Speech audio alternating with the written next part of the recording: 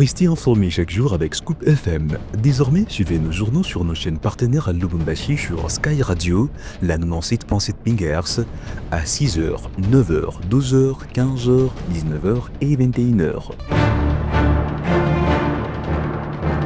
Suivez-nous également sur la radio communautaire Moïseni chaque jour à 9h05, 10h03 et 21h juste. Le journal du Scoop FM passe aussi sur Kipushi 24 Radio à 8h30, 12h30, 16h juste, 18h30 et 21h30. Retrouvez-nous également sur Vox Congo. Téléchargez dès maintenant l'application Vox Congo pour rester informé en temps réel.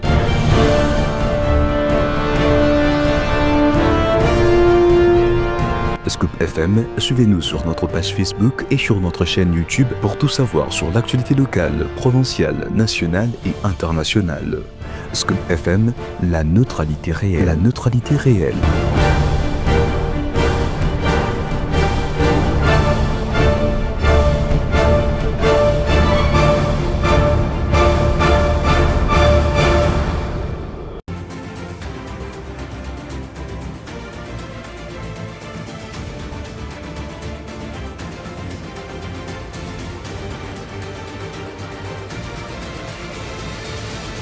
Mesdames, Messieurs, bonjour, merci beaucoup de nous écouter sur votre radio Scoop FM et sur les radios partenaires. Bienvenue à vous toutes et à vous tous à ce nouveau journal. À la une de l'actualité, rebondissement qui vient de s'écouler à la mairie de Lubumbashi, la vice-ministre de l'Intérieur, Eugénie Tchela, a notifié au nom du vice-premier ministre, ministre de l'Intérieur en mission, la désignation de Joyce Tunda Kezadi Chansa comme maire intérimaire de la ville, selon la notification officielle signée le jeudi 23 octobre 2025 et consultée ce samedi par votre rédaction. Décision qui s'appuie sur l'ordonnance référée ROR 1352 du 29 juillet 2015 du Conseil d'État, laquelle autorise Joyce Tunda à assurer la gestion de la mairie en l'absence du maire titulaire, désormais gouverneur du Haut-Katanga, suite à sa notification par ordonnance présidentielle. Les détails tout à l'heure dans ce journal.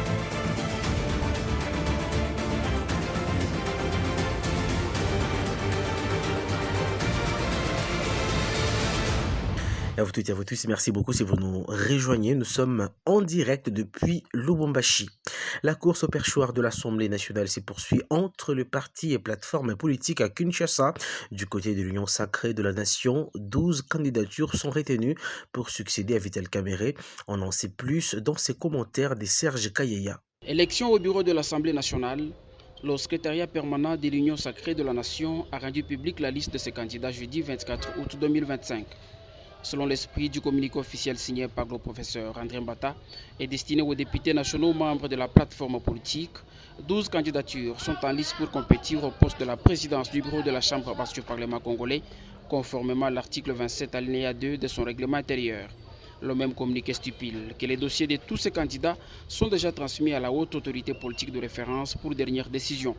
Parmi ces candidats, il y a un de l'UNC de Vital Kamerhe, 3 de l'UDPS Tshisekedi, 1 du regroupement AAAP, 1 de l'ECN AAAP, un autre de l'AAINC, un candidat de CRD bar AACRB, un de Debout la Patrie, un de CODEP bar A3A et un autre candidat de AAD bar A bar AB. Et comme annoncé dans les titres du journal, un nouveau rebondissement qui vient de s'écrouler à l'hôtel de ville de Lubumbashi. La vice-ministre de l'Intérieur, Eugénie Tchela, a notifié au nom du vice-premier ministre de l'Intérieur et Sécurité, Jacques Ben Chabanilouko, en mission, la désignation de Joyce Tunda Kezadi Chansa comme maire intérimaire de la ville, selon la notification officielle signée le jeudi 23 octobre 2025 et consultée par votre rédaction ce samedi. Cette décision s'appuie sur l'ordonnance référée ROR 1352 du 29 juillet 2025 au Conseil d'État, laquelle autorise Joyce Tunda Kezadi Chansa à assurer la gestion de la mairie de Lubumbashi en l'absence du maire titulaire, désormais gouverneur du Haut-Katanga, suite à sa nomination par ordonnance présidentielle. Dans la même correspondance, la vice-ministre précise que Patrick Kafwimbi, déjà nommé par arrêté du vice-premier ministre du 27 février 2025, est désigné pour assurer les fonctions de maire adjoint ou de l'adjoint au maire durant la période d'intérim de Joyce Tunda Kezadi. Cette nouvelle nomination ne fait toutefois l'unanimité. Plusieurs analystes s'interrogent sur la base légale de la désignation de Patrick Kafwimbi, rappelant que l'arrêté le nommant précédemment maire intérimaire violait déjà les dispositions légales en vigueur. Le vice-premier ministre, ministre de l'Intérieur et Sécurité, Jacquemain Chabani Louko, actuellement en mission, avait pourtant déclaré le 3 septembre dernier, lors du briefing de presse tenu à la ville-province de Kinshasa, à la cour d'appel de Haut-Katanga, même qu'un maire obtient une décision de justice, c'est le ministère de l'Intérieur qui, une fois notifié, les notifie et l'installe pour lui permettre de travailler dans le cadre d'une relation de subordination. Dès lors, la question restait posée. Le vice-premier ministre de l'Intérieur, Jacquemain Chabani Louko, notifiera-t-il officiellement Joyce Tunda Kezadi pour qu'elle reprenne ses fonctions à la tête de la mairie de Lubumbashi, ou bien cette notification est d'office d'application sans l'aval du vice-premier ministre Jacquemain Chabani, et surtout la vice-ministre Eugénie Tchela a-t-elle réellement compétence pour désigner Patrick Kafwimbi comme l'adjoint au maire? En attendant les clarifications officielles, la mairie de Lubumbashi demeure plongée dans une confusion totale, au grand désarroi des agents de la population douchoise et qui peinent à comprendre véritablement la hiérarchie à la tête de leur ville. Direction Kinshasa, la police nationale congolaise a mis la main sur le présumé braqueur des Bibois et des Sosimex. Le général-major Israël Kantou, commissaire provincial de la police nationale congolaise, en parle dans ses comptes rendus. Ici, dans le cadre des enquêtes qui nous sont en train de mener, d'aucuns ignore les événements malheureux qui sont passés ces 3 derniers jours au travers la ville provinciale de Kinshasa.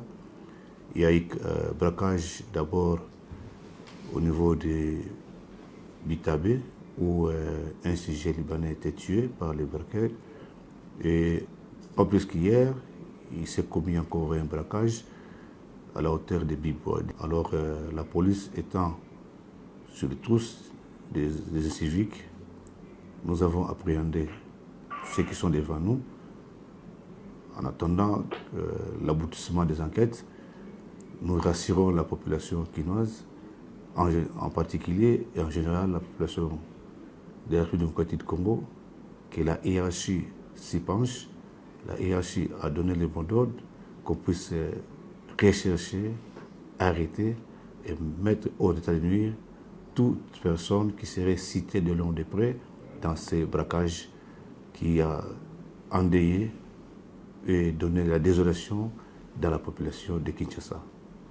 Voilà pour raison pour laquelle nous sommes venus pour rassurer la population et leur demander d'être confiants à la police, au service de sécurité et de défense, parce que nous sommes en train de travailler pour leur intérêt. Direction la province du Olomami, le président de l'Assemblée provinciale Basile Mouliba est destitué après un vote organisé vendredi lors d'une séance plénière consacrée à l'examen de la motion des déchéances initiée à son encontre. D'après un mémorandum des élus adressé au vice-premier ministre Jacquemain Chabani Louko, Basile Mouliba est accusé pour détournement des émoluments des députés estimé à près de 227 millions 200 000 francs congolais destinés au paiement des députés, des assistants parlementaires et des chauffeurs.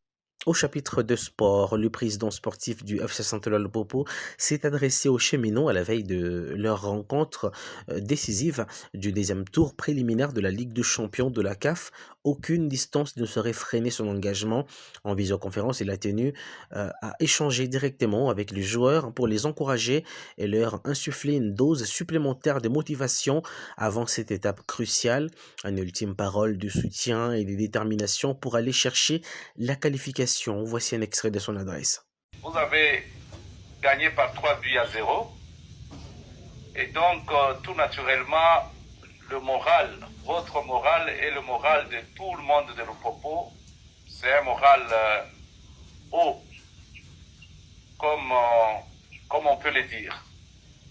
Donc, nous sommes sûrs que nous avons fait un bon travail lors du match aller. Et donc, le match retour qui se présente devant nous mérite d'être affronté comme si on n'a rien fait. Rester serein, humble, affronter le match comme si c'est la première fois que vous jouez contre Hollande.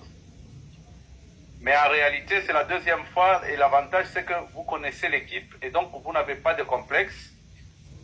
Mais ce qui est important pour nous, c'est que si vous jouez et que vous qualifiez l'équipe, voilà ce que vous aurez comme résultat en termes, premièrement, d'honneur.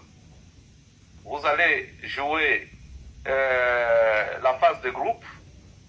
Pour la plupart, c'est un fait nouveau. C'est quelque chose de meilleur. Pour nous tous aussi, c'est du succès au niveau de la Ligue des Champions. On va refermer ce journal par ses titres en international. L'ancien président Andy Rajoelina a été déchu de sa nationalité. Selon un décret publié au journal officiel malgache, aujourd'hui, il a acquis la nationalité française en 2014 entre ses deux mandats à la tête du pays. C'est donc un dossier à suivre. Voilà pour l'essentiel des informations de ce samedi.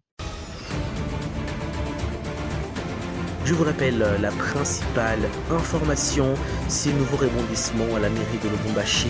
La vice-ministre de l'Intérieur, Eugénie Tshela, a notifié au nom du vice-premier ministre en mission la désignation de Joyce Tunda Kennedy-Chansa comme maire intérimaire de la ville. Selon la notification officielle signée le jeudi 23 octobre 2025 et consultée ce samedi par votre rédaction, cette décision s'appuie sur l'ordonnance en référé R 1352 du 29 juillet 2025 au Conseil d'État, laquelle autorise Joyce Tunda à assurer la gestion de la mairie en l'absence du maire titulaire, désormais gouverneur du Haut-Katanga, suite à sa nomination par ordonnance présidentielle. Merci de votre attention. On se fixe rendez-vous dans les prochaines heures pour un nouveau journal avec la même détermination et surtout les nouvelles informations. Prenez soin de vous, travaillez à la beauté des choses. Chaque jour est une vie.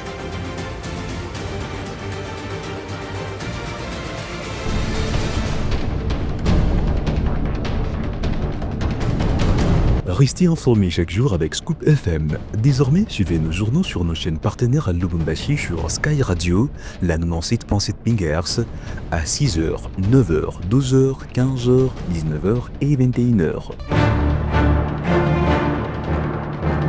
Suivez-nous également sur la radio communautaire Moïseni chaque jour à 9h05, 10h03 et 21h juste. Le journal du Scoop FM passe aussi sur Kipushi 24 Radio à 8h30, 12h30, 16h juste, 18h30 et 21h30. Retrouvez-nous également sur Vox Congo. Téléchargez dès maintenant l'application Vox Congo pour rester informé en temps réel.